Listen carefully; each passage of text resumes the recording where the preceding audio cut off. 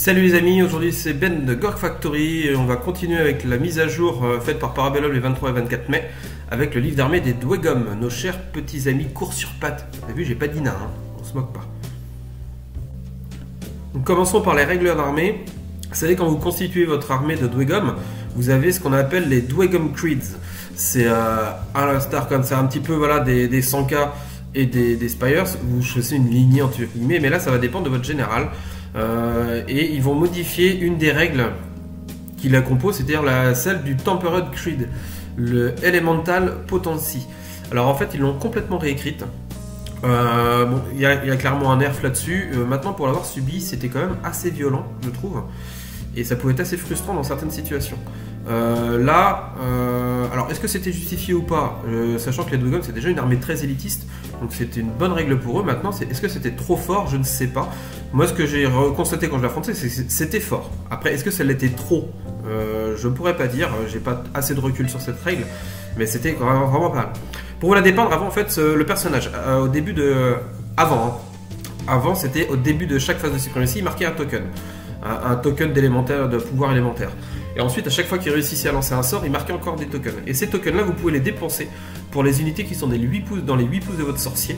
Aucune condition de ligne de vue, c'est juste une aura dans les 8 pouces. Pour réussir automatiquement un jet de défense, un jet de morale ou un jet de clash. Et il n'y avait pas de limitation à part les 8 pouces. Maintenant, ils ont modifié ça complètement, ils l'ont complètement réécrite. Les règles sont toujours à peu près les mêmes. Il y a toujours la portée de 8 pouces. Il n'y a toujours pas besoin de ligne de vue sur son régiment ami. Il faut juste qu'il soit dans un rayon de 8 pouces. Par contre, alors soit du Tempereur sorcière ou soit du Tempereur Steel Shaper, c'est les deux persos qui ont accès à cette règle-là. Maintenant, c'est 8 pouces et vous pouvez utiliser que 5 marqueurs maximum. Vous n'en marquez plus au début de la phase de suprématie. Donc maintenant, vous les marquez seulement quand votre personnage va lancer des sorts.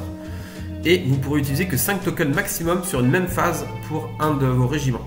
Donc voilà, c'est une baisse clairement d'efficacité de la règle. Maintenant, justifié ou pas, les joueurs de gomme le sauront mieux que moi. Je n'ai pas le retour, comme j'ai dit, sur cette règle, mais voilà, le constat est là. Ils ont baissé un petit peu la puissance de cette règle. Maintenant, modification encore sur un équipement avec plus une précision sur la bannière qui est accessible en relique.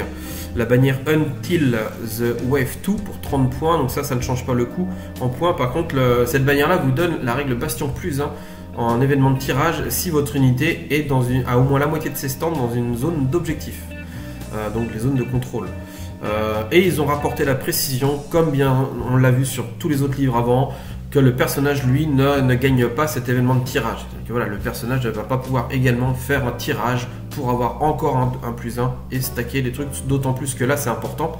Comme je vous l'avais dit, notamment avec l'impérial officier qui donnait Bastion 1, mais lui c'était Bastion 1, donc il n'y avait pas de cumul possible en termes de règles, parce qu'on prenait le meilleur des deux bastions, alors que là c'est Bastion plus 1, donc là le cumul pourrait se faire. Donc petite précision là vraiment très importante, parce que ça évite le cumul des deux bastions, et je pense que les Dwegom n'ont pas besoin de cumuler deux bastions, sachant qu'ils ont déjà une très grosse défense nativement, c'est un peu leur point fort quand même, donc là ça sera un peu overkill en termes de résistance. Maintenant, concernant les équipements, petite modification pour une arme, la Flaming Weapon, l'arme enflammée avant qui coûtait 20 points, a été entièrement revue. Déjà elle passe à 30 points et elle change de nom, maintenant elle s'appelle la Chthonic Flamme. Et en règle, elle va tout simplement faire la même chose, c'est-à-dire qu'avant, elle vous faisait relancer les jets de morale réussis par les points de vie perdus par le personnage. Maintenant, ils ont rajouté en plus que ça s'applique également aux actions de sort. Donc, petite précision et qui renforce encore du coup cet équipement. Petite modif concernant une maîtrise, la maîtrise qui était à 30 points, qui reste à 30 points, la Flaming Oratory, qui était réservée à l'Argan Keravag seulement, donc lui, c'est toujours lui. Ils ont fait une modif, pareil, c'est un équipement qui va, une maîtrise pardon, qui va vous permettre de donner à votre régiment Bastion 1 en événement de tirage, et il rajoute la précision comme d'habitude que le personnage, lui, n'a pas l'événement de tirage pour éviter toujours ce petit cumul. Nouvelle modif concernant le Hellbringer Sorcerer qui était avant une option à 10 points et cette maîtrise passe à 25 points. Donc là, gros nerf dessus parce qu'on passe de 10 à 25 points. L'augmentation est énorme. Justifié ou pas, je ne me prendrai pas position dessus, je ne pourrais pas le dire. Maintenant, clairement, c'est un gros nerf, hein, parce que prendre 15, quand on passe de 10 à 25, là, si on fait le pourcentage, c'est 220%, 225% dans la tronche. Donc, gros nerf sur cette capa. Donc, petit boost, mais pas des moindres, d'une suprématie. Et c'est celle en la présence du Mnemancer, c'est la suprématie du Holdraeg. C'est un sacré boost parce qu'il change juste un petit truc, c'est qu'avant cette suprématie là, vous direz pour toute la durée de la bataille, et la suprématie est toujours considérée comme étant active, vous aviez un +1 en attaque sur tous les stands de commandement de votre armée. Maintenant, c'est tout simplement +2 attaques sur les stands de commandement de votre armée. Donc ça double l'efficacité de cette règle. C'est pas non plus le truc qui va changer la vie. Maintenant, quand vous prenez une unité normale qui a 4 attaques sur son stand, le leader lui en a 5, avec cette règle, il passe à 7. Par rapport à un stand normal, il a un +3 en fait, parce qu'il a le +1 natif de la règle leader, et +2 grâce à cette suprématie-là.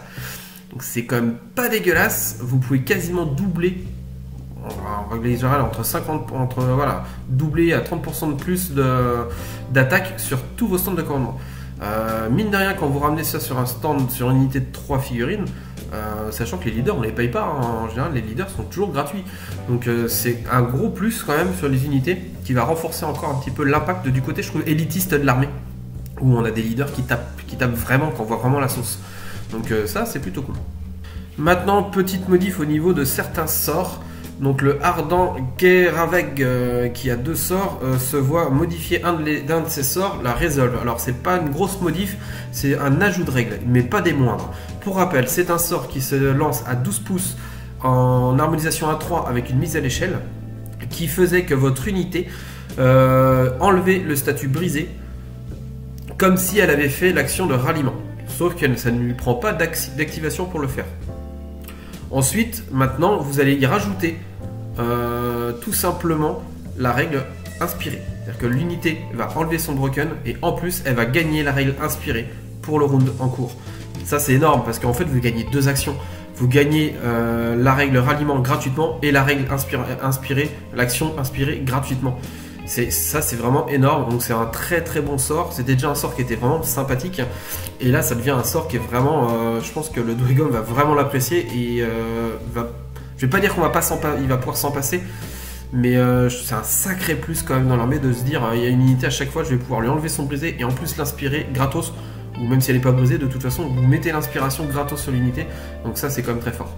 Nouvelle modif de sort, par contre, maintenant concernant le Tupperud de Steel Shaper, son sort Temper Plate, qui fait qu'il donne la règle Hardened +1 jusqu'à la fin du round à l'unité qu'il cible, à 12 pouces en harmonisation à 3 avec mise à l'échelle.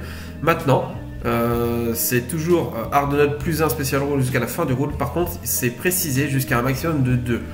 Heureusement, je pense, parce que je pense qu'il y avait des combos à mon avis s'ils ont. Alors, je connais pas très bien l'armée, moi d'habitude je leur roule dessus au Dwygom, hein, je les joue pas. Je roule dessus gentiment. Hein. Attends, ils sont tellement petits, c'est facile de leur rouler dessus, on les voit pas. Enfin bref, passons. Pas bien, bonne, pas bien, on se moque pas. Je tripe tout seul. Oui, donc voilà, maximum de 2. Donc à mon avis, s'ils ont mis ça, c'est qu'il y avait peut-être des tricks où on avait des unités qui étaient peut-être Hardened déjà 1, qu'on pouvait passer à +2, enfin, et à 3 peut-être éventuellement. Donc s'ils ont mis ça, c'est que je pense qu'il pour éviter un abus de puissance sur certaines unités. Donc peut-être pas un mal d'avoir précisé ça et d'avoir nerfé un petit peu ce sort, enfin en tout cas de lui avoir mis une limite. Passons maintenant en revue les fiches d'unité. On va commencer avec un personnage, le Ardent Keraveg, qui ne bouge pas en termes de points. Il a juste une petite modif, donc un boost, fatalement. Il passe à 600 mouvements.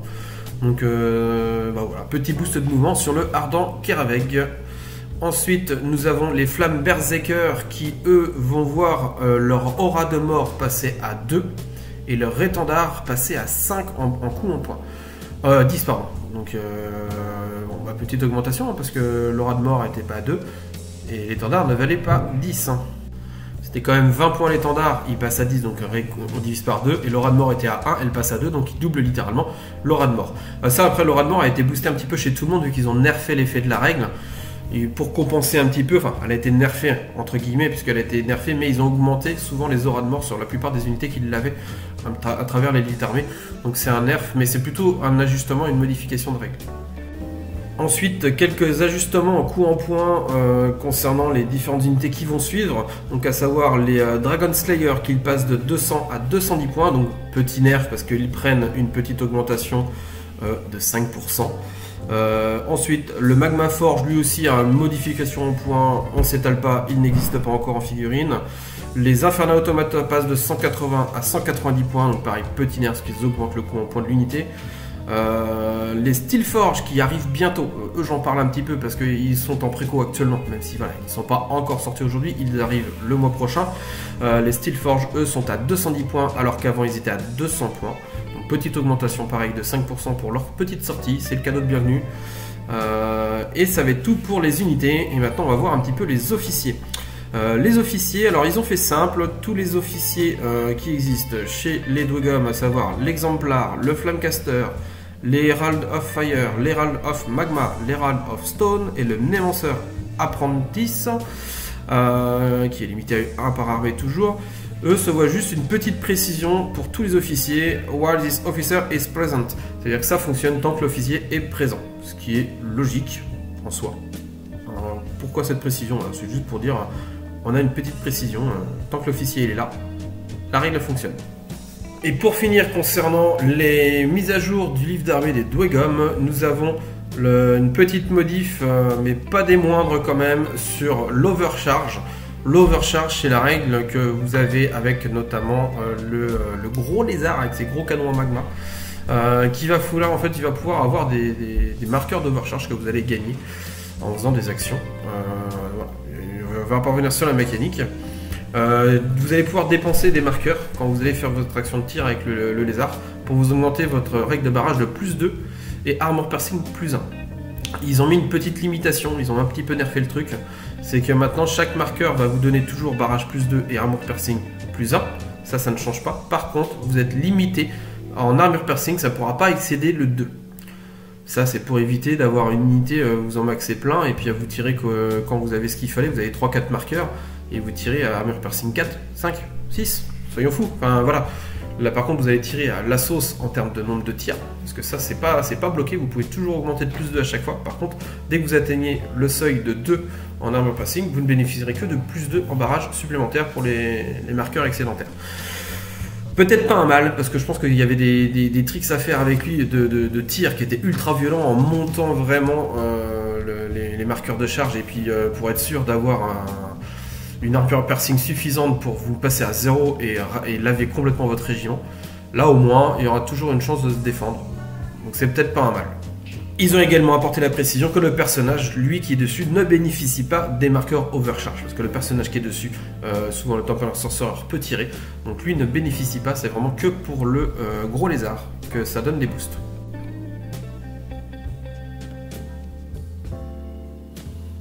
Trois marqueurs d'Overcharge. Je simule bien le lézard qui tire? Ok, on coupe. Vidéo terminée concernant la revue de l'armée des Dwegom. J'espère que ça vous a plu. Voilà, quelques ajustements, des petits hausses de coups en point, des petites modifs de règles. Je vous donne rendez-vous pour la prochaine armée qu'on va voir demain. Hein, on reste sur ce rythme là. Allez, à plus.